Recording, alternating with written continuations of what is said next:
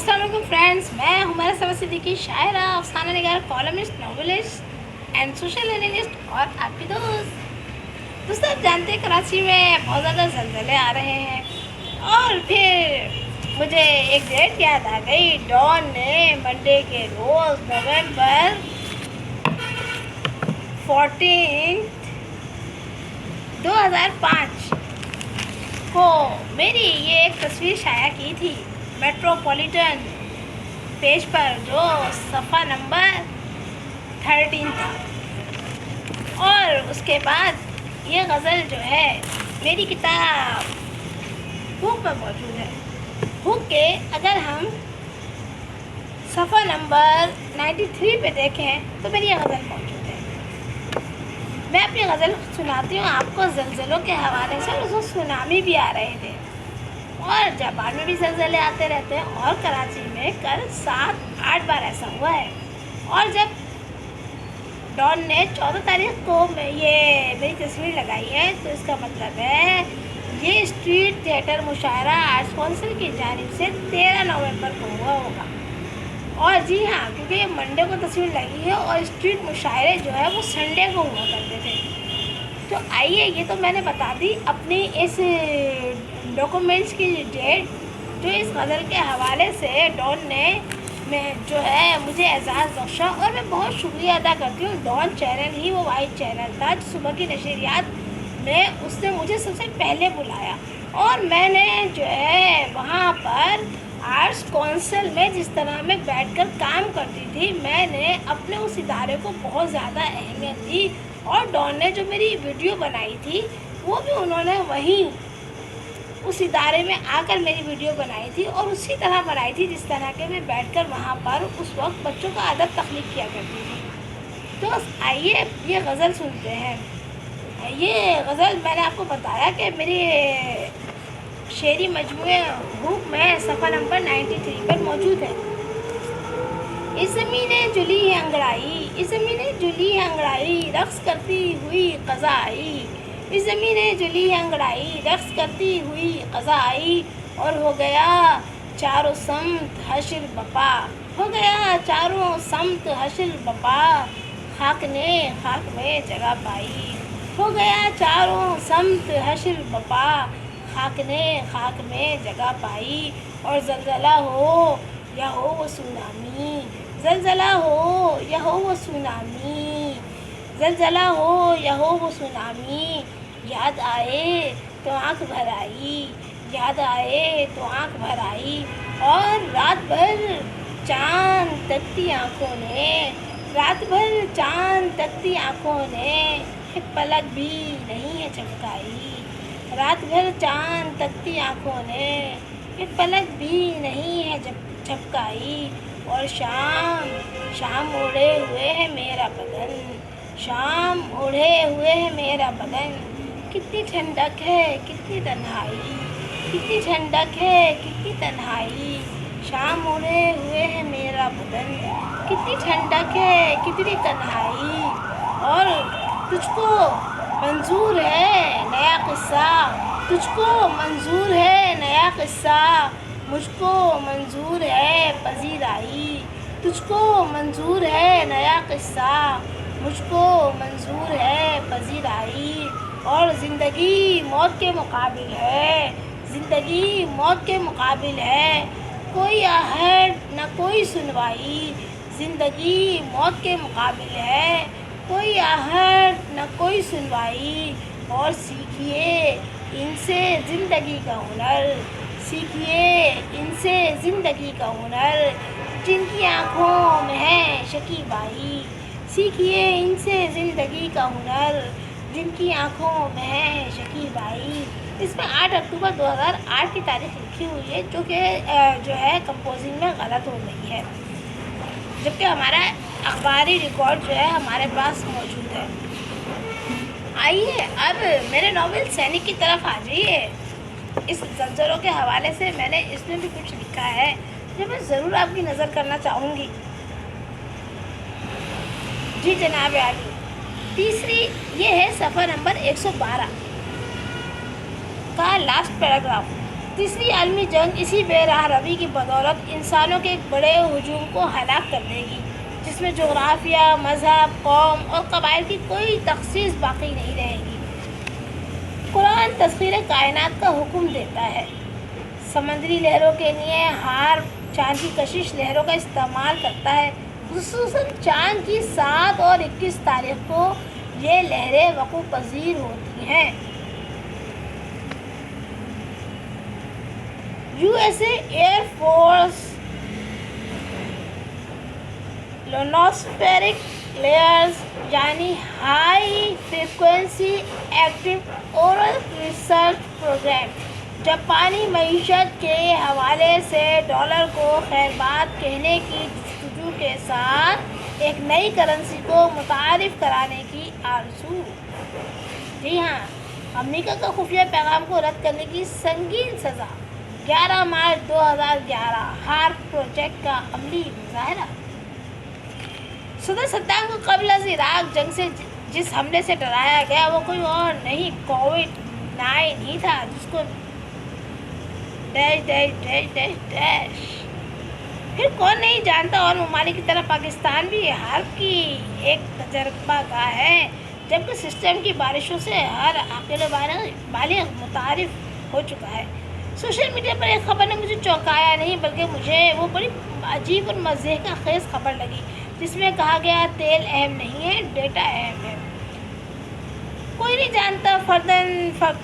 جانتا فرداً ڈیٹا حاصل کرنا یا انسانیت کو نقصان پہنچانا کبیرہ گناہ ہی تو ہے، جس کی اجازت کوئی مذہب نہیں دیتا۔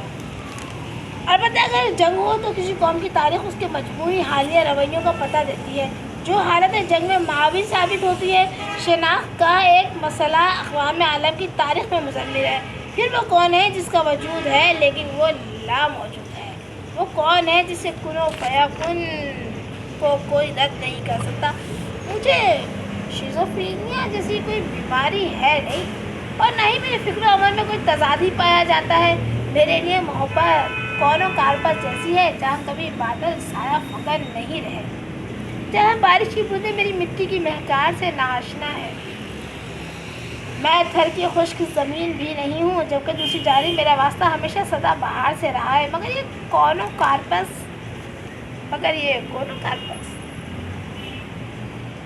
جی ہاں، مگر یہ کونو کارپس ہر طرف رقاص رقص فرما رہے ہیں، یا دور تک گھنگرو بندھے پیروں کا ہجوم ہے، کسی کا سر غائب ہے، کسی کی آنکھیں، کسی کے ہاتھ یا پھر پیر، پھر کیا مرد اور کیا عورتیں۔ دیکھو انہیں غور سے دیکھو انہیں غور سے دیکھو۔ یہاں میں اپنا یہ حصہ چیپٹر جو ہے وہ کلوز کرتی ہوں، اور یقیناً کہ آپ کو یہ پسند آیا ہوگا۔ کرنٹ افیئرس پہ جیسے کہ میں نے کہا کہ میں لکھتی ہوں، اور گاہے بگاہے جو ہے وہ اپنی چیزیں آپ کو گوش گزار کرتی ہوں۔ میرا یوٹیوب چینل آپ کے سامنے ہوتا ہے، دل چاہے تو آپ اس کو سبسکرائب کیجیے، اور دل نہ چاہے تو کوئی زبردستی نہیں ہے، کیونکہ میں نے یہ یوٹیوب چینل شہرت کے واسطے نہیں، علمیت کے واسطے بنایا ہے، اور میں نے اس میں کسی قسم کا کوئی ایسا بینیفٹ رکھنے کی کوشش نہیں کی، کیونکہ میں ایک ٹیچر کی حیثیت سے بھی جو ہے وہ بہت سارے بچوں کو تعلیم دے چکی ہوں، جس میں نے کبھی بھی پیسوں کے لالچ کو مد نظر نہیں رکھا۔ میں نے کبھی بھی فیس کو کوئی اہمیت نہیں دی، اور میرے پاس جو بچے پڑھنے آتے رہے ان میں زیادہ تر وہ بچے تھے جن کے پاس عموماً فیس نہیں ہوتی تھی، یا وہ مجھے بہت توڑ کر میری فیس ادا کرتے تھے، لیکن فیس بھی وہ اپنی من مانی کی ادا کرتے تھے، اور میں ہمیشہ ان سے اسی طرح فیس لیتی تھی جس طرح کے وہ فیس مجھے دیا کرتے تھے۔ کلاس 4 سے میں نے بچوں کو پڑھانا شروع کیا۔ پھر جب میں نے میٹرک کیا تو ہماری پرائمری کی ہیڈ مسٹریس میرے پاس آ گئی، اور انہوں نے مجھ سے کہا کہ چلو آ جاؤ، اور تمہیں جو ہے وہ ہمارے اسکول میں، سرکاری اسکول تھا جناب علی ہمارا، اور انہوں نے کہا کہ آپ کو پرائمری کے بچوں کو پڑھانا ہے، اور اس کے لیے آپ کو کوئی معاوضہ بھی نہیں دیا جائے گا، اور آپ کی یہ خدمت صرف اور صرف اس لیے لی جائے گی کیونکہ ہمارے یہاں ٹیچرز کی کمی واقع ہو گئی ہے، اور ابھی گورنمنٹ کو ٹیچرز بھیجنے میں نہ جانے کتنا ٹائم لگ جائے، لیکن اس تمام ٹائم میں کسی طور نہیں چاہتی کہ بچوں کا وقت ضائع ہو جائے، لہٰذا جو بچیاں میٹرک کر چکی ہیں اور رزلٹ کے انتظار میں ہے، وہ شرافت سے پرائمری میں آ جائے۔ تو جناب عالی میں بھی شرافت سے پرائمری میں چلی گئی اور پھر وہاں پہ میں نے 6 مہینے بلا معاوضہ تعلیم دی، اور پھر وہاں کی جو ہیڈ مسٹریس تھی ان کی جانب سے ہم تمام لڑکیوں کو جو ہے وہ سرٹیفکیٹ ایشو کیے گئے۔ وہ سرٹیفکیٹ آج بھی میرے پاس محفوظ ہے۔ اس کے بعد میں نے جب داخلہ لینا چاہا ٹیچر ٹریننگ میں تو معلوم ہوا میری عمر چھوٹی ہے، کیونکہ 16 سال کی عمر میں نے میٹرک کیا تھا۔ اس وقت سمجھ نہیں آیا کہ مجھے کیوں کہا گیا کہ عمر چھوٹی ہے، کیونکہ ٹیچر ٹریننگ کے لیے تو پی ٹی سی کے لیے میٹرک چاہیے تھی کوالیفیکیشن، پھر عمر چھوٹی ہے، یہ معاملہ کچھ جمع نہیں۔ لیکن اس عمر میں مجھے سمجھ میں آیا کہ اگر ہم اس وقت پی ٹی سی کر لیتے تو جب بھی ہمیں جاب نہیں مل سکتی تھی۔ اس کی وجہ یہ تھی کہ ہمارا شناختی کارڈ 18 سال کی عمر میں بنتا ہے۔ لیکن جب میں اس کے بعد گئی تو پھر میں بارش میں بھیگ گئی اور میں اتنی بیمار ہوئی کہ میں 15 دن بستر سے نہیں اٹھ سکی، اور یہ تمام دن جو میں بستر سے نہیں اٹھ سکی یہ تمام وہ دن تھے جنہوں نے میرا ایڈمیشن کا جو ٹائم ڈیوریشن تھا وہ جو ہے وہ کلوز ہو گیا، اور میں پھر داخلہ نہیں لے سکی۔ میری شادی ہو گئی انٹر کے بعد، اور انٹر کے 5 سال کے اور شادی کے 5 سال کے بعد میں نے حیدرآباد سے ریگولر کلاسز پر میں نے 6:45 سے الفتح سے میں نے جو ہے وہ سی ٹی کا کورس کیا۔ سی ٹی میں میری ایک ٹیچر تھی، میری ٹیچر نے مجھ سے کہا کہ میں کبھی بھی تمہارا A گریڈ نہیں آنے دوں گی۔ جناب عالی اس وقت ہم سنتے ہیں بہت سارے مسائل، اور میری ٹیچر بڑی پیاری تھی، اور مجھے بالکل افسوس نہیں ہے کہ انہوں نے میرے نمبر کم کیے اور میرا A گریڈ نہیں آنے دیا۔ اس کی وجہ یہ ہے کہ انہوں نے مجھے اپنے گھر میں رہائی دی ہوئی تھی، میں ان کے گھر کا سارا کام کرتی تھی۔ میں پریشان بھی بہت رہتی تھی ان کے گھر میں، کیونکہ ان کے صرف ایک شوہر تھے۔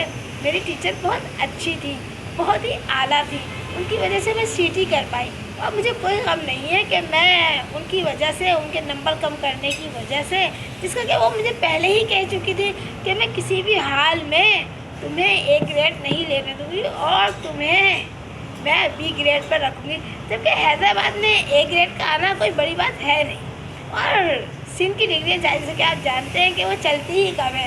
لیکن کیا آپ یہ جانتے ہیں کہ میں انٹر اور سی ٹی کے بعد بھی جب میں تبصرے لکھتی ہوں تو میں نے گلزار پہ لکھا، پھر میں نے نجم الحسن عطا پہ لکھا، پھر میں نے رسا چغتائی پہ لکھا۔ طلعت بھائی میرے بڑے قریبی دوست تھے، 20-22 برس ہم لوگ ساتھ رہے، میں ان کی بیٹی بنی ہوئی تھی، اور یہ تمام لوگ مجھے بہت زیادہ چاہتے تھے۔ میں نے جتنا کچھ بھی سیکھا زندگی میں اپنے اساتذہ سے، اپنے والدین سے سیکھا ہے، اور میرے بھائی کا بڑا کردار رہا، اویس ربانی صدیقی کا بڑا کردار رہا کہ انہوں نے میری بڑی معاونت کی۔ وہ قرآن حافظ بھی تھے، وہ دین اور دنیا کا علم بھی جانتے تھے، اور وہ میرے جو ہے میری زندگی کے ہیرو تھے اور میرے دل کے قریب تھے۔ وہ میرے اکلوتے چھوٹے بھائی تھے، اور میرے والد کو تو کیا ہی کہنا، وہ تو پتہ نہیں کتنے لوگوں کا آئیڈیل تھے، اور میرے والد جو ہے وہ ایک بڑے فراخ انسان تھے۔ میں اپنے والد کی شاگرد رہی ہوں، میں نے زندگی گزارنے کا طریقہ اپنے والد سے سیکھا ہے، لیکن ہاں اب تھوڑی ہمت ہار جاتی ہوں، اور پھر مجھے بڑا افسوس ہوتا ہے کہ وہ کیا کہے گا کہ یہ کس کی بیٹی ہے۔ پھر یہاں آ کر میں تھوڑی سی پریشان ہو جاتی ہوں۔ یہ باتیں میں ان لڑکیوں کے لیے کر رہی ہوں جو کہ بہت پریشان رہتی ہیں، اور وہ سوچتی ہیں کہ زندگی میں گھر والے ساتھ نہیں دیتے۔ یہ بات حقیقت ہے کہ شو پیس کا ہو یا آرٹ کا کوئی بھی شعبہ ہو، یا آپ لکھاری ہوں یا آپ صحافی ہوں، تو گھر والے بالکل آپ کا ساتھ نہیں دیتے۔ مشکل اگرچہ آتی ہیں، لیکن پھر یہی لوگ اس وقت آپ کا ساتھ دیتے ہیں جب آپ کامیابی کی منزلیں طے کرنے لگتے ہیں، اور یہ سمجھ جاتے ہیں کہ آپ اپنی راہ پر جو ہے وہ پکے ہیں، اور آپ کی جو ہے وہ اقدار سچی ہے، اور آپ کی نیت بھی اچھی ہے، اور آپ کام بھی اچھا کر رہے ہیں۔ اپنا بہت خیال رکھیں، دعاؤں میں یاد رکھیں۔ آج کے بچوں کے لیے میرے لیے دل سے دعا ہے کہ اللہ تعالیٰ ان کو عزت اور کامیابی کے ساتھ ان کے موسم اچھے کرے، تمام موسم ان کے جو ہے وہ بہار سے جو ہے مزین ہوں، اور ان کی تمام زندگی جو ہے وہ خوشیوں سے مزین ہو۔ اتنی مشکلات اتنی ہمیں جھیلنی پڑیں، ان کو کم از کم نہ جھیلنا پڑے۔ اپنا بہت، اور ان کو میرے والد جیسے والد اگر مل جائیں تو کیا کہنے، اور میرے بھائی جیسا اگر بھائی مل جائے تو کیا کہنے، اور میری والدہ جیسی اگر والدہ مل جائیں تو کیا کہنے۔ اپنا بہت خیال رکھیں، دعاؤں میں یاد رکھیں۔ اللہ حافظ۔